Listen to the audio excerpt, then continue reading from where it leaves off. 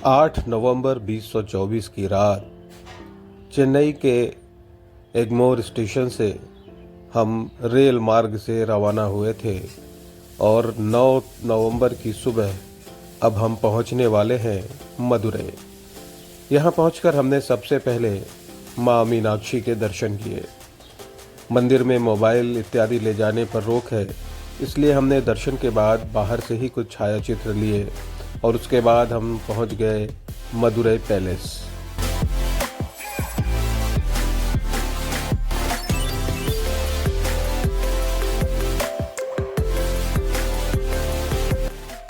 Madurai palace दक्षिण भारतीय कलाकृति वास्तु का एक अद्भुत नमूना है।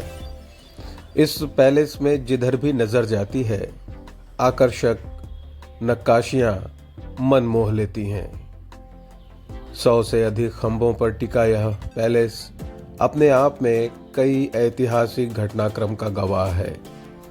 खासतौर पर इसकी छतों पर जो नक्काशी की गई है वह अपने आप में बड़ी ही खूबसूरत और विशिष्ट है।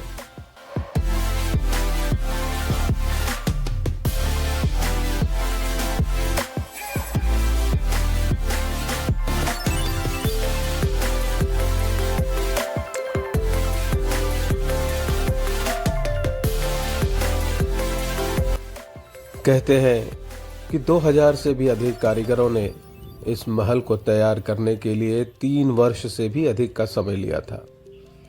इस महल में जिधर भी दृष्टि जाएगी कुछ ऐसा खास दिखेगा जो आपको सम्मोहित कर लेगा, और ये है मदुरै के राजा का सिंहासन। कुछ लोग कहते हैं इस सिंहासन पर सोना मढ़ा हुआ है, मगर कुछ लोग इस बात को इनकार करते हैं। खैर, सोना जड़ा हो या पीतल हो, हमें तो इसका सौंदर्य विशिष्ट रूप से भाया और हमने यहाँ पर कई यादगार छायाचित्र भी लिए। सबसे बड़ी खूबी जो यहाँ नज़र आती है वो यहाँ के छतों पर की गई कलाकारी है।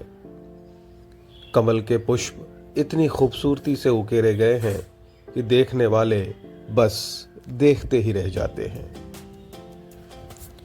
इस पैलेस का विहंगम नज़ारा इतना विशिष्ट है कि उसे शब्दों में बयान करने से बेहतर है कि आप इसकी दृश्यावली का अवलोकन करते रहें।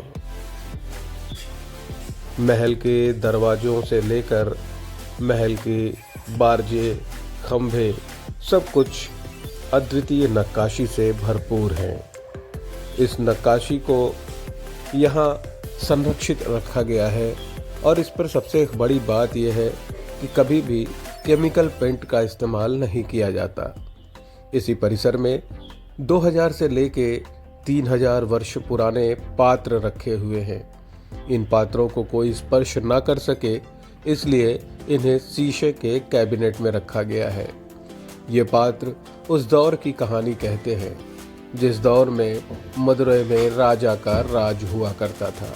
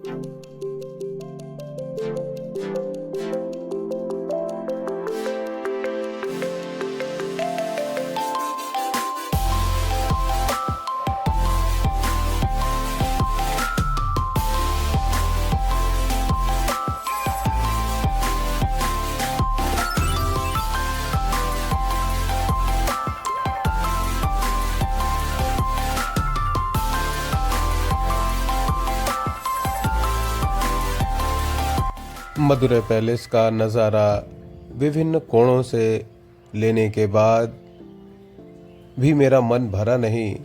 निकलते निकलते एक बार फिर मैं रुका और पलटकर इस आलीशान महल की बनावट बुनावट सब कुछ करीब से देखने लगा।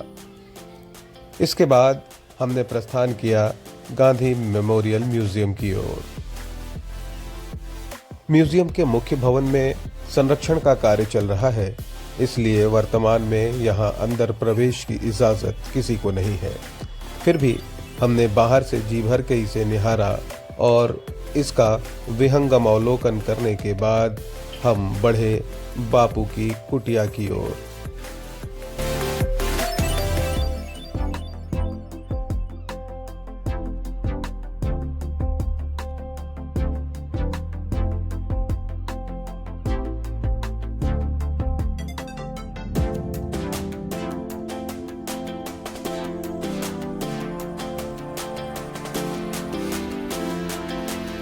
और ये है वह कुटिया। बाहर से और अंदर से दोनों ही दृष्टि से इसे यथावत रखा गया है। कुटिया के सामने ही बापू का समाधि स्थल भी है। इस स्थल पर बापू की चिता की राख लाकर उसे प्रतिष्ठित किया गया और इसे समाधि के रूप में पूजा जाता है। और आइए अब आपको ले चलते हैं बापू की कुटिया के अंदर। इस कुटिया को जितना भी निहारा जाए कम है। यह कुटिया अपने आप में ऐतिहासिक महत्व रखती है। अंदर से कुटिया कुछ इस तरह दिखती है। अंदर की वास्तु में कोई भी बदलाव नहीं किया गया है। यहाँ जो कुछ भी बापू जैसा इस्तेमाल करते थे बिल्कुल वैसा ही रखा गया है। यह चौकी भी उसी दौर की गवाही देती है, बस बदली है तो इस पर रखी जाने वाली चटाई। यह एक पुस्तक केंद्र भी खोला गया है। उसका नज़ारा लेने के बाद हम पहुंचे ओपन ऑडिटोरियम में। गांधी ऑडिटोरियम उस दौर की गवाही देता है जब बापू यहाँ रहने के दौरान जनसभाओं को संबोधित किया करते थे। उस दौर में इस्तेमाल किए जाने वाले साउंड सिस्टम की झलक आप यहाँ देख सकते हैं। बेशक यह जीर्ण हो चुका है, अनुपयोगी हो चुका है, मगर इसे यहाँ इसलिए रखा गया है कि यहाँ आने वाले लोग यह देख सकें कि जिस दौर में बापू यहाँ निवास करते थे, यहाँ प्रवास करते थे, उस दौर में साउंड सिस्टम कैसे हुआ करते थे और उनका इस्तेमाल करने की भी एक अलग विधा थी। यह बिजली का बोर्ड, कटआउट, यह सब कुछ यथावत छोड़ दिया गया है, सिर्फ इसलिए कि लोग उस दौर को देखकर, उस दौर की वस्तुओं को देखकर उस दौर को जी सकें। मंच पर से कुछ नज़ारा इस तरह का दिखता है। सोचिए जब इस मंच पर बैठकर बापू यहाँ से संबोधन करते रहे होंगे और सामने अपार जन समुदाय बैठा होता होगा तो दृश्यावली कैसी होती होगी। और अब हम बढ़ चले हैं मुरुगन स्वामी टेम्पल की ओर। यह मदुरै शहर से 28 किलोमीटर दूर एक पहाड़ी पर है।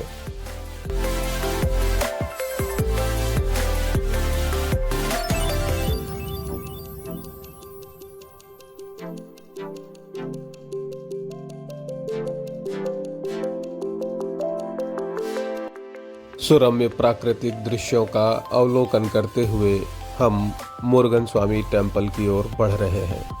रास्ते में जो कुछ भी दिखा वह अजूबा ही था। प्राकृतिक दृश्य इतने खूबसूरत कि जितना भी देख लिया जाए नज़र भरती ही नहीं, मन तृप्त होता ही नहीं। और वैसे भी प्रदूषण रहित इस वातावरण में घूमने का आनंद ही कुछ अलग रहा। हम कई किलोमीटर की यात्रा कर चुके हैं, मगर धूल का एक कण भी हमें दिखाई नहीं पड़ा। यह प्राकृतिक सौंदर्य से भरा स्थान, पहाड़ों से घिरा यह मंदिर परिसर अपने आप में भक्तों की आस्था का परम केंद्र है। वहां तक पहुंचने के पहले जो नज़ारे दिखेंगे वह अद्भुत हैं। यह शिखर है मुरुगन स्वामी टेम्पल का।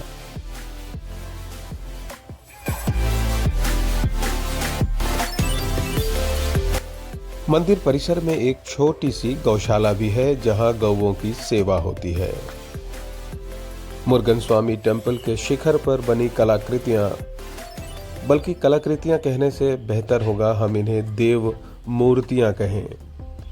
शायद ही कोई ऐसा देवता हो जिसकी मूर्ति इस शिखर पर विद्यमान न हो। यहाँ भी टिकट के माध्यम से स्पेशल दर्शन और बिना टिकट के माध्यम से लंबी कतार में लगकर दर्शन करने का नियम है। हम जैसे ही मंदिर के अंदर प्रवेश किए, हमें भक्तों का कुछ समूह दिखाई दिया जो कतार में लगा हुआ था और बढ़ रहा था शनय शनय मुरुगन स्वामी यानी कार्तिकेय भगवान के दर्शन के लिए।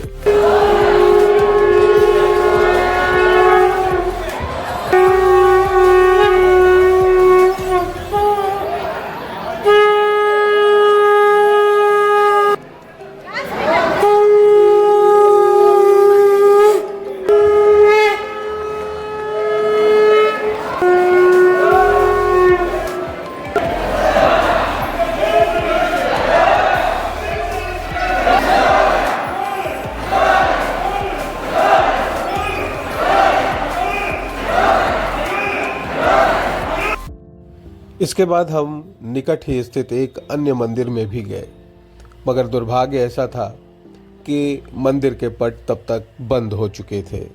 खैर, भगवान के दर्शन भले न हुए, मगर उनकी दहलीज तक जाने का शुभअवसर तो प्राप्त हो ही गया। भले ही मंदिर का पट बंद था तो क्या हुआ, मंदिर के पुजारी भक्तों द्वारा लाई गई मालाएं उनके चरणों में अर्पित कर रहे थे और उन्हें प्रसाद भी वितरित कर रहे थे। यहाँ पर हमने बंदरों को भी देखा। इस मंदिर में बंदरों की उपस्थिति का विशेष महत्व माना गया है। इन बंदरों को कोई नुकसान नहीं पहुंचाता और न ये बंदर ही किसी को नुकसान पहुंचाते हैं।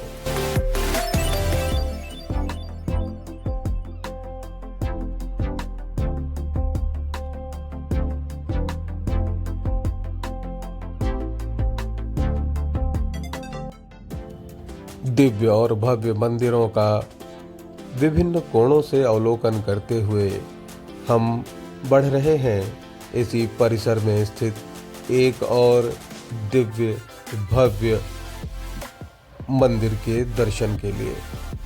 इनके द्वार पर खड़े दो विशाल द्वारपाल और दरवाज़ा तो इतना बड़ा कि दो हाथी एक के ऊपर एक खड़े होकर सहज रूप से अंदर प्रवेश कर जाएं। दरवाजे पर की गई नक्काशी अपने आप में बड़ी ही आकर्षक रही।